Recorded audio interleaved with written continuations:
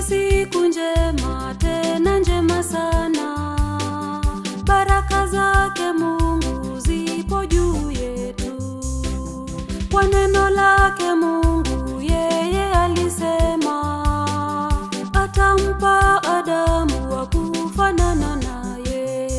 Wewe ni wangu, katuunganisha Mwenyezi. Wewe ni wangu katika ndoa takatifu. Wewe ni wangu, chaguo la moyo wangu. Tumeungana katika ndoa takatifu.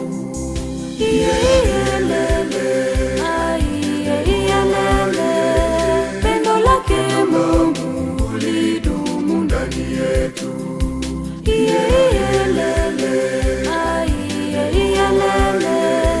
Pendo lake Mungu lidumu ndani yetu.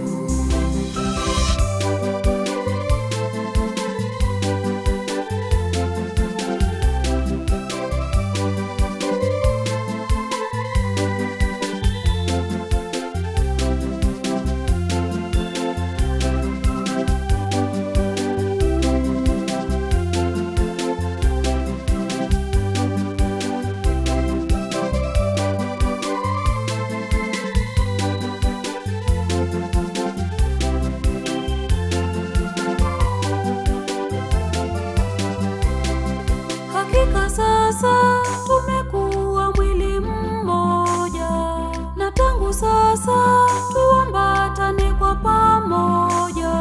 Wewe ndiwe chaguo langu, wewe ni wangu, na tupendane katika pendo la Mungu.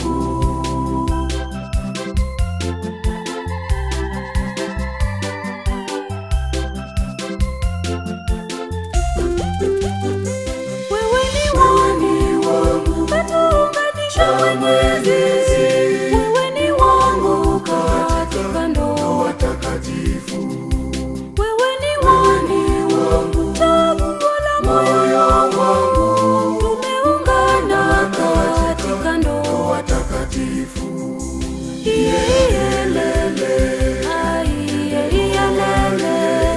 Pendo lake Mungu lidumu ndani yetu.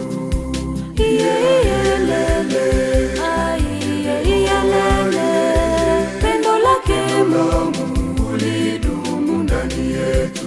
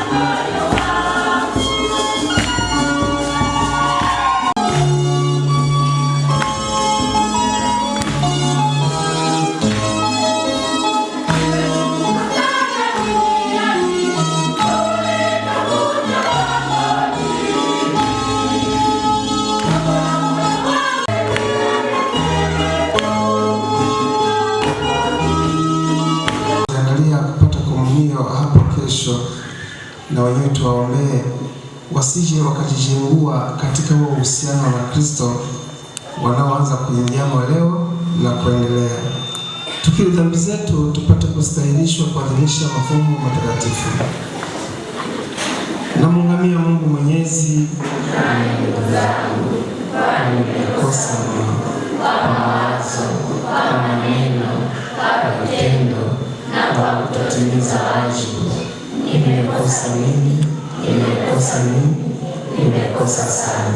Ndiyo maana namuomba Maria Mwenye Bikira daima, malaika na watakatifu wote, nanyi ndugu zangu, niombeni kwa Bwana Mungu wetu. Mungu Mwenyezi atuhurumie, tusamehe dhambi zetu, tufikishe kwenye uzima wa milele.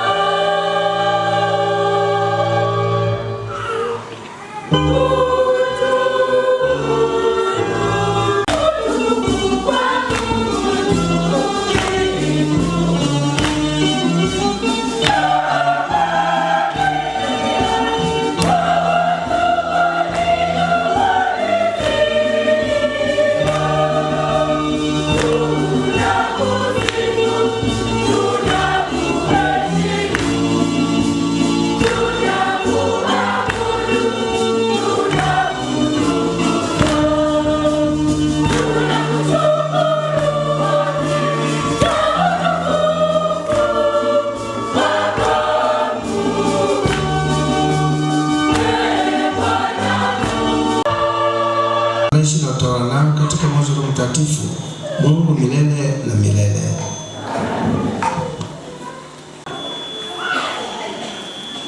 Tobia na Sara wakiisha kuwamo chumbani wote wawili, Tobia akaondoka kitandani akasema, ndugu yangu, ondoka ili pamoja tumuombe Mungu atuhurumie. Ndipo Tobia alipoanza kusema, Ee Mungu wa baba zetu, umehimidiwa na jina lako tukufu limehimidiwa milele. Mbingu nazo zikuhimidi pamoja na viumbe vyako vyote. Ndiwe uliyemuumba Adamu ukampa mkewe Hawa ili awe msaidizi na tegemeo, na kwao umetoka uzao wote wa wanadamu. Na si vema mwanaume akae peke yake, na tumfanyizie msaidizi wa kufanana naye. Na sasa, Ee Bwana, simtwai huyu ndugu yangu kwa ajili ya tamaa, bali katika kweli. Uamuru nirehemiwe hata niwahi kuona uzee pamoja naye. Neno la Bwana.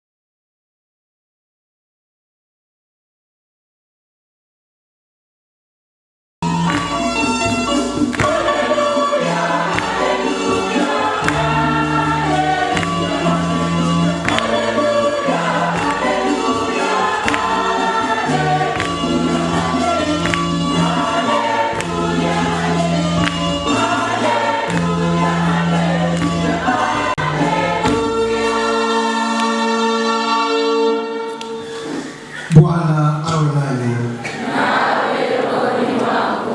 Somo la Injili takatifu ilivyoandikwa na Mathayo. Siku ile Mafarisayo wakamwendea Yesu wakamjaribu wakimwambia, je, ni halali mtu kumwacha mkewe kwa kila sababu? Akawajibu akawaambia, hamkusoma ya kwamba yeye aliwaumba mwanzo aliwaumba mtu mume na mtu mke? Akasema, kwa sababu hiyo hii ni lengo na ni jukumu. Kuna msanii wa muziki aliwahi kuulizwa kwamba unajua watangazaji na wenyewe wachokozi, una mke? Akasema, mimi sijaoa, ila inasemekana una watoto. Akasema, ninao. Okay, sasa inakuwaje unakuwa na watoto alafu una mke? Kwamba unaweza ukawa na kupata maziwa bila kupata ng'ombe.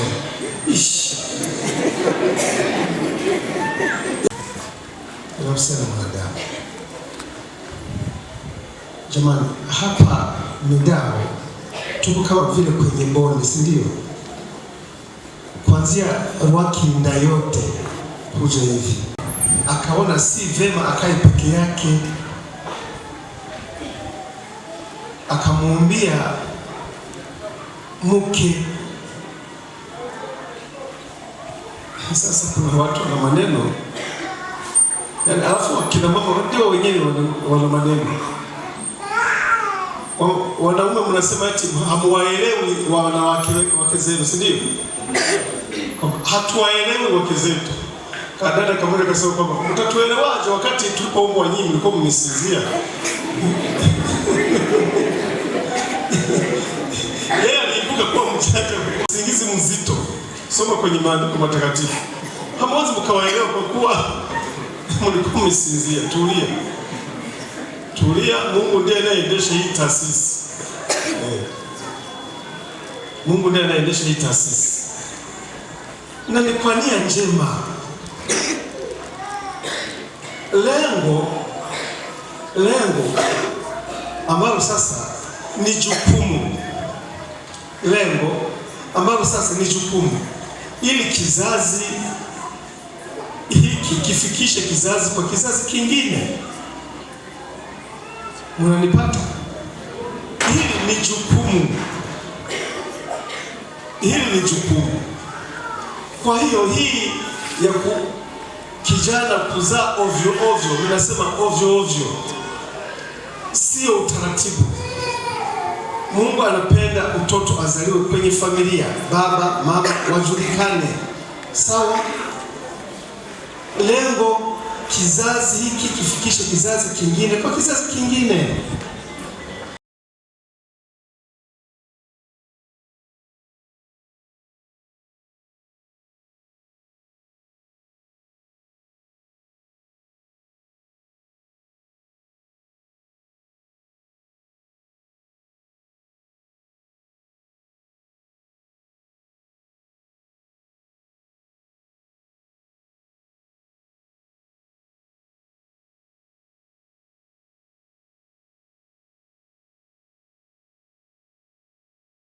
Una ng'ombe, hutaki kufuga. Mjinga nini? Fuga. Na hiki kitu kwa sasa hivi kamekuwa kama kastai, iwe kwa wakina mama, iwe kwa wakina baba. Kwa mimi nataka watoto wawili tu, alafu hutaki kuwa mke wa mtu. Yaani lazima madhara yapo. Mungu aliyependa wao wawili na wadumu pamoja hakukosea kabisa. Na mmesikia Tobia alivyosali, unirehemu unijalie kuona uzee pamoja naye. Anaomba adumu pamoja na mke wake.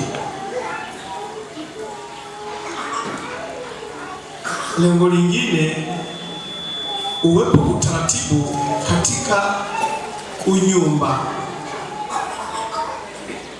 Lengo lingine, uwepo utaratibu katika unyumba. Kwa kuwa kwa ile dhambi ya asili mwanadamu alijeruhika, misisimko, mihemuko, hisia, vyote viwe katika utaratibu, mke na mume. Na kama wamependana kweli, mke na mume watatulizana wao kwa wao. Ukitaka kusoma hayo nenda kwa waraka, nafikiri waraka wa kwanza wa Paulo kwa Wakorinto sura ya 7 hivi. Anawapa utaratibu kwamba msinyimane, tena mpange utaratibu, ila msisahau kusali. Sawa? Mwili wa mume si wako tena, ni mwili wa mke wako. Sawa? Mwili wa mke si mwili wako, ni mwili wa mume wako. Sawa? Msitoke katika huo utaratibu. Na mkitoka katika huo utaratibu, sikiliza magazeti, sikiliza redio, mnaanza kuuana, kumwagiana maji ya moto, kwa kuwa mmekiuka kitu ambacho Mungu ameweka sawa. Nafikiri hapa naeleweka.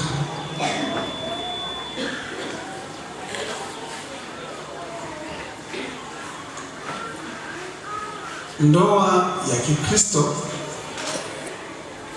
ilitiliwa muhuri na Bwana wetu Yesu Kristo. Mafarisayo walimchokoza makusudi. Ni halali mume kumfukuza mke wake kwa kila sababu? Unajua hilo swali lilikuwa na utata. Kwa umekuta hajaivisha, fukuza eti. Si umepata sababu? Yaani umekuta hajaosha vyombo, fukuza. Si umepata sababu? Swali lilikuwa la utata. Sasa Yesu anawarudisha katika maisha halisi. Kwa kuwa ukiendelea kusoma, walimpeleka kwenye Torati. Mbona Musa alituandikia hivi?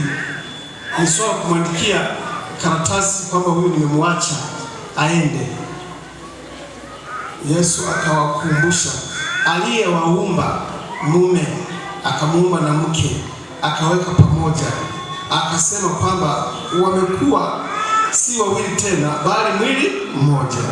Aliyowaunganisha Mungu mwanadamu asiwatenganishe. Full stop, dash. Funga hapo. Na hii habari kwamba mwanaume eti tunaruhusiwa kuoa wanawake wengi, sijui mnaipata wapi. Umoja tu wanakutoa jasho.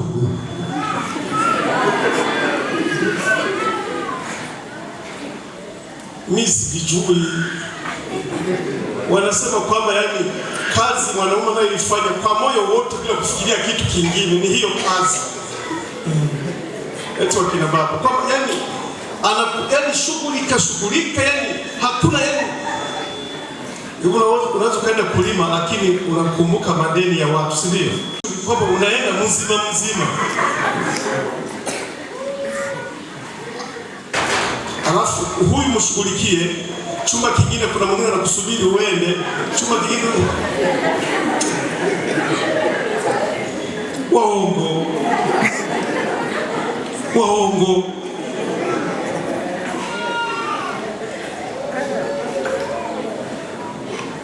Wengine sikia wanazilai na kuzilai wanampa na maji ya kunywa. Sasa kama ni 4 5. Mwanadamu ni muongo. Alafu wengine wanamshirikisha na shetani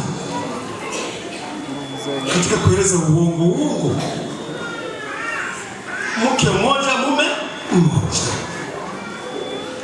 Na maneno ni yale, uumbaji uendelezwe na mtulizane basi.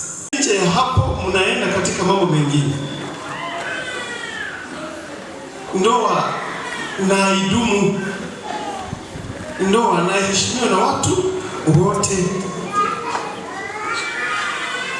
Sasa hivi kuna maafa, kiama, yani ni shida. Kijana miaka 28, mume, binti, mimi namuita binti, nibukie sasa, miaka 23, eti tunaachana. Mnaachana mnaenda wapi?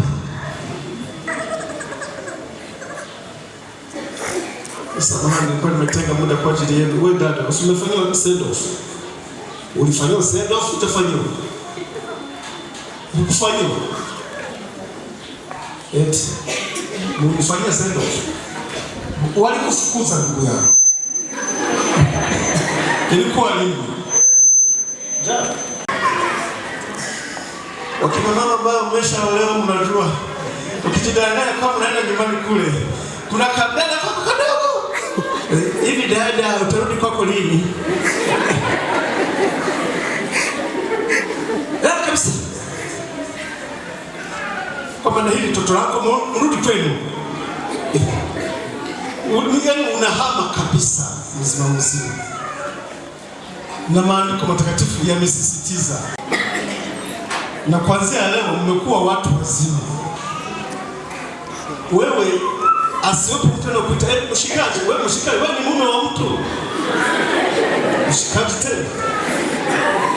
Lugha za ujanja acha nazo.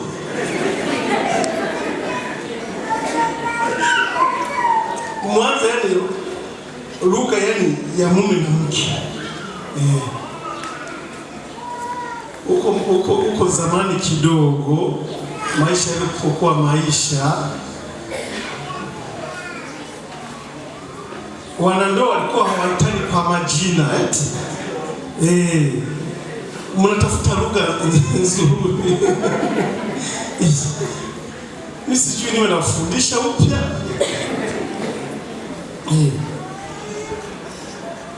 Yaani lugha nzuri. Mimi nikiwa naandika ndoa nawauliza, kijana una nyumba? Yaani watu wanaoana alafu yale maisha ya mwanzoni wanaenda guest. Kweli? Si sawa. Tunaposema sasa ndoa idumu pamoja, lazima muishi pamoja kwa muda mwingi, muwe pamoja. Hii ya kwamba leo umeoa, si ndio? Alafu kesho kama naenda kuchimba madini. Chimba madini hapo nyumbani.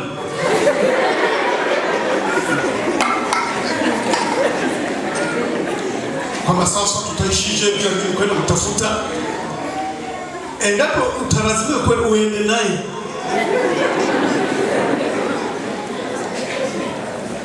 Sasa hivi ni shida. Niko Mtwara. Huyu na hakuna cha WhatsApp. Lazima mkutane yani kimwili. Majamaa wanasema bumper to bumper.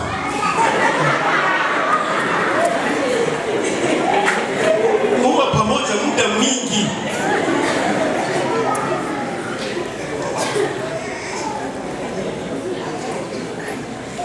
Yale mabasi wanadanganya kwamba abiria chunga mzigo wako.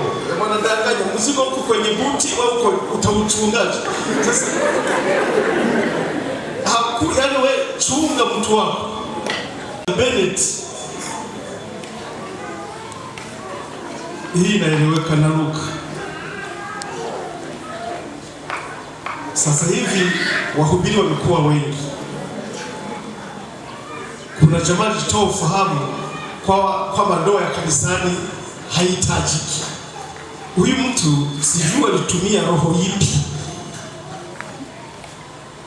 sijui akatumia roho ipi, si roho wa Mungu. Lakini yaani aliongea kweli kama dakika 10, anaeleza kwamba mkishakutana tu tayari. Sio najua leo kutakuwepo heka hapo kwenye harusi, si ndio? Kama wamechukuana, msichukuane hicho kiholela. Sio kwamba mchungaji fulani alisema aliwadanganya. Ukisoma kitabu cha Tobiti sehemu hii tuliyoisoma kilichotangulia, Tobia alianza na ibada. Alipoingia chumbani, alichukua chetezo, akaweka ubani, akaweka na ile maini na moyo vya samaki alivyokuwa ameagizwa na malaika Rafaeli. Alipofikiza ule ubani, hiyo ni ibada. Lile pepo liliokuwa liwanyonga wa chumba wa sala likaondoka. Vijana muanze na ibada. Vijana muanze na nini? Na ibada. Wasiwachanganye kwa mahubiri ya ovyo ovyo.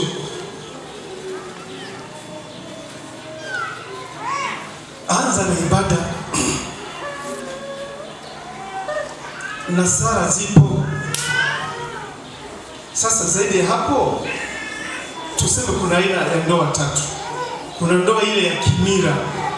Sasa huyu sijui ni wa kizazi gani huyu mchungaji aliyehubiri.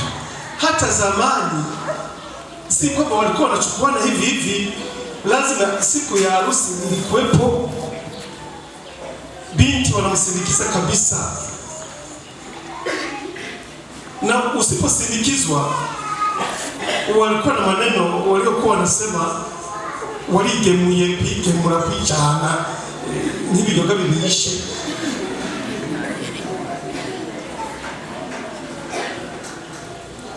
Ila kabisa kuposa kulikuwa kunafanyika. Na hizi kadi mnazopeana, zamani walikuwa wanapeana kadi vizuri kabisa. Ndio maana walikuwa wanajua tutavundika ndizi, tutatengeneza na inaiva siku ya harusi.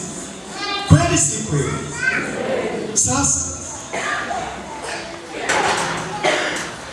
na siku ya kusindikiza, walikuwa wanamsindikiza tubinti tumama, ila waliokuwa wanaenda kuozesha kule ni wale wazee, kwamba tumewapa mtoto wetu yuko hivi, hajui kupigwa. Kitaka kumpiga na mpiga kitenge. Na kule sasa upande mwingine walikuwa wanampokea, tumempokea. Lakini tutakapokuta kwamba yani shamba lishalimwa, tutawarudishia.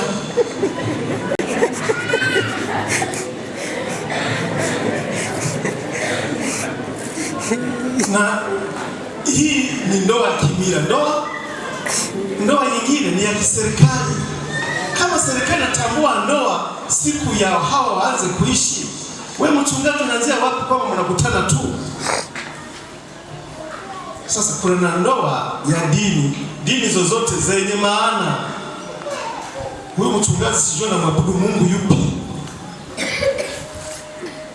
Mungu aanzishe kitu fulani kwa makusudi, alafu mchungaji uhalalishe upagani. Ndoa ya dini, kama ni msikitini sawa, kama ni hekaluni sawa, kama ni kanisani sawa.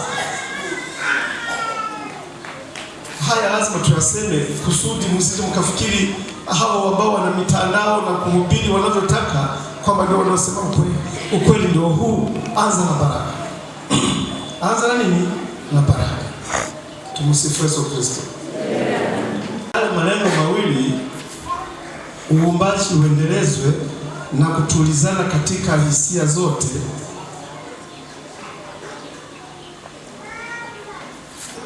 tunatengeneza vitu vingine sasa vinavyotengeneza nini? Familia. Jamani, kuna kubadilika. Kuna kubadilika. Dada unaitwa nani? Sisi. Na wewe? Edison. Please Edison. Yaani hata sisi mababa zenu, yaani tulikuwa tumenyoka kama mlivyonyoka. Ila sasa kutokana na kuna kubadilika. Yaani usifikiri kwamba ataendelea yaani kuwa yaani kama kamisi hivi, atabadilika. Kukua, kubadilika. Na uzuri kama mmeanza mko wadogo hivi, mnabadilika mkiwa pamoja, si ndio? Na kuna nyakati zinazopita huko katikati. Unajua hii dunia ina mambo mengi. Nikiwa yaani binti miaka 16, kijana miaka 18 hivi. Baada ya miezi 9 kuna mabadiliko. Sasa wakatafuta usafiri kwa padri. Yaani huku mke analia na livurana linalia. Sasa mlitarajia nini sasa? Mlitarajia nini? Simeshakutana. Kuna kubadilika kimawazo na kihisia. Ila hayo yote mnayavumilia pamoja. Nasema haya kwa kuwa hawa ni watoto. Basi watoto kwa mama zenu na baba zenu. Sisi tunahesabu mmekuwa wakuzi. Sasa sijui muda utakuwa mfupi. Nilipata nikuse vitu vingi, lakini mjue kwamba kuna mabadiliko. Kumbe na hii Father alisema ni badiliko. Kwa mfano, kwa akili iliyo timamu, mwanamke akijifungua, akili zote zinahamia kwa mtoto. Na hizo nyakati ndizo za wanaume, unijali. Aliko na jali mtoto wewe.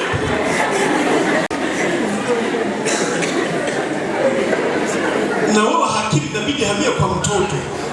Ngoma draw.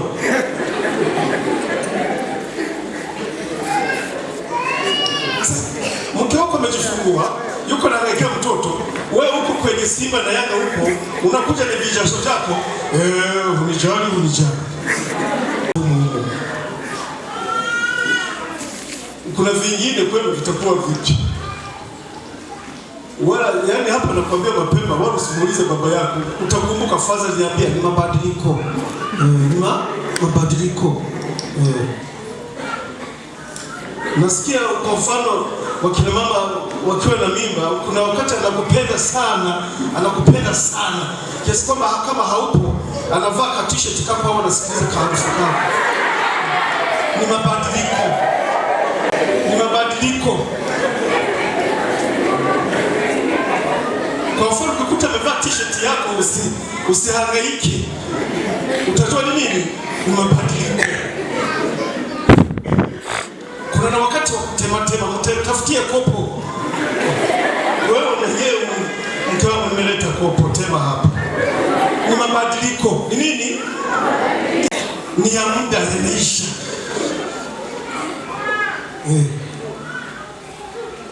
Mabadiliko mengine mimi sijaelewa yanatoka wapi. Hii habari ya kutafuta tofali kama natafuna. Wenye akili mmeeleweti.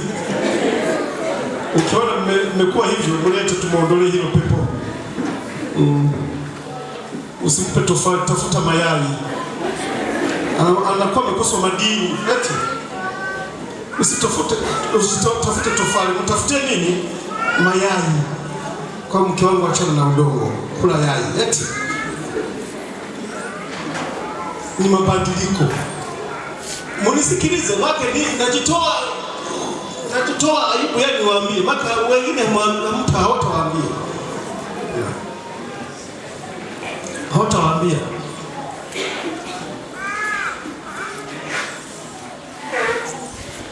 katika mambo mengine yanayoongezeka katika yale malengo mawili, mjue kwamba mmebeba madhaifu.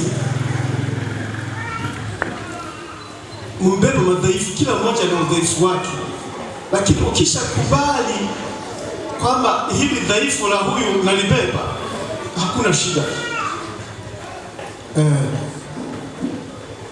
Ndio itadumu tu, kwamba hili dhaifu la huyu ni la kwangu, sina shida. Sina shida.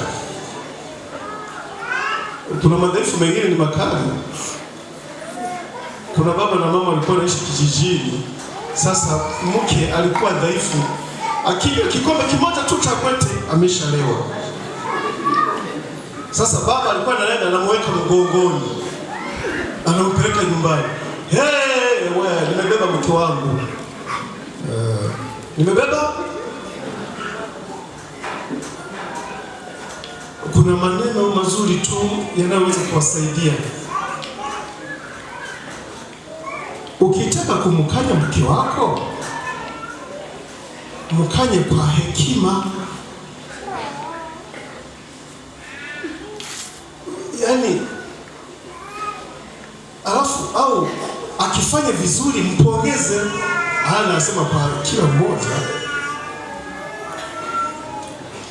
Priska, yaani huyu anaweza kushinda huko kijiweni akaja bila senti. Mume wangu umekuaje? Leo ndo hasijapata, mpe pole. Unashinda kuzurura wewe. Mpe pole. Umpongeze. Yaani hongera, lugha nzuri tu inaunganisha ndoa, yaani usivyojua. Lugha nzuri, maneno matamu.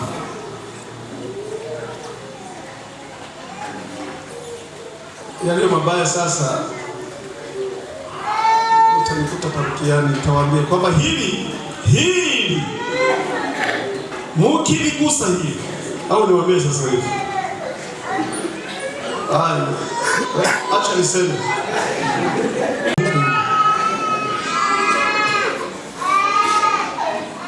Kuna mambo mawili ni mabaya sana katika mahusiano ya ndoa. Mambo haya ila yatapatikana mengine. Baya la kwanza, kukosa uaminifu katika unyumba. Kabisa. Yaani mnajeruhiana vibaya mno. Moja hiyo. Ila kukosa uaminifu katika unyumba lina pacha yake. Kukosa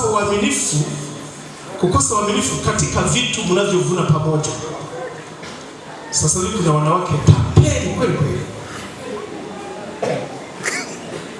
Yaani mwanamke tapeli, kwanza kumfikisha kwenye nyumba, yaani ukanaguzwa. Unaangalia. Akifika kwenye kitanda cha 6x6 anasambaa. Anaenda kwenye kabati.